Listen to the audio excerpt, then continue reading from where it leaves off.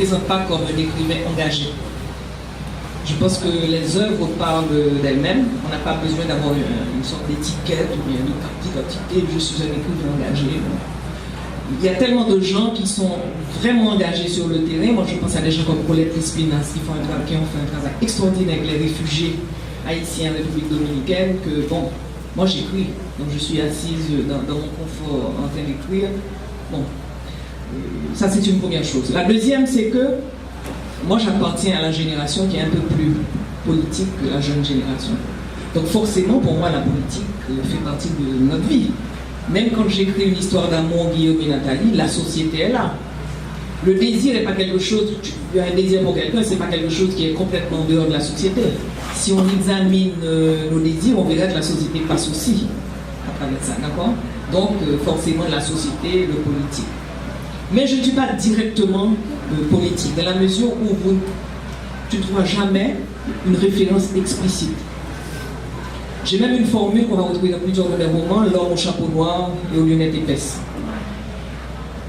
Ou alors le prophète. Pourquoi est-ce que je ne le nomme pas? Parce que je pense que ce que nous vivons, que nous avons toujours vécu, va au-delà de ces figures politiques. Ces figures politiques existent parce qu'il y a une société qui leur permet d'exister. Donc ce qui m'intéresse, c'est la figure qui peut revenir. On n'est pas absolument sorti du pétrin, de mon avis. Ces figures-là peuvent revenir, donc pourquoi les nommer? Je préfère leur donner une sorte de caractère allégorique ou symbolique. Mais ce sont des figures qui reviennent. Donc, même je vais plus loin dans Bain de Lune, le régime de Duvalier, c'est vrai, et je montre comment, par exemple, Fénelon, paysan, il devient un macoute. Et pourtant, on est dans une famille et on aime la famille. Pourquoi? Parce qu'il y avait quand même 350 000 miliciens. Macoute, presque 400 000. C'est ce qui a permis au régime de Duvalier de rester. Et pourquoi est-ce qu'il y a 400 000 paysans? Donc, à ce moment-là, on a un regard au-delà simplement du politique. Parce que c'est un pays qui n'a pas beaucoup d'institutions, parce que c'est les gens qui sont dans la précarité, parce qu'il y a des tas de choses qui expliquent. Et dans mes romans, j'essaie aussi toujours de montrer qu'il y a un côté ombre, il y a un côté de lumière dans chacun de nous.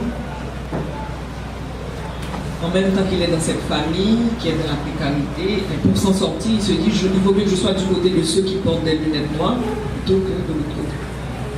Mais on va retrouver la même chose. Quand j'ai eu le prix féminin, c'est Lydie Salver qui avait eu le prix Goncourt pour ne pas pleurer. Et elle parle de quoi? De la guerre d'Espagne. Et elle montre comment dans une même famille, on va retrouver des gens qui ont trahi, des paysans qui ont trahi.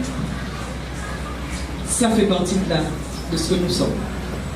Donc on essaie d'être au mieux, chacun de nous, mais ça fait aussi partie de... Donc est-ce que tu vois? Est-ce que je sais pas si j'ai bien?